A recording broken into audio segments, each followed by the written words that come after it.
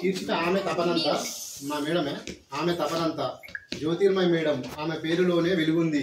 జ్యోతిర్మయ madam ఆమె పేరులోనే వెలుగుంది. చీకటిని తొలగించి పిల్లల జీవితాల్లో వెలుగులు నింపాలని ఆమె తపనంతా.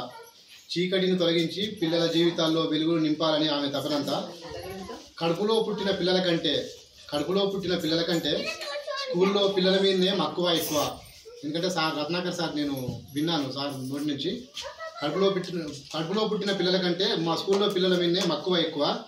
పిల్లలను దండించడం కంటే అమ్మల లాలలను పంచి చదువులు చెప్పేది. పిల్లలను దండించడం కంటే అమ్మల లాలలను పంచి చదువులు చెప్పేది.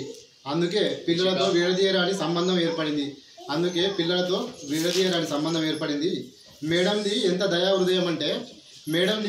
హృదయం అంటే స్కూల్లో నడిచొచ్చే పిల్లని తన కారులో ఎక్కించి ప్రేమను పంచేది. స్కూల్లోకి నడిచొచ్చే పిల్లల్ని తన కారులో ఎక్కించి ప్రేమను పంచేది. స్కూల్లో రంగవల్లుల్ని వేయించడమే కాదు రంగుల ప్రపంచాన్ని కూడా పరిచయం చేసింది పిల్లలకి.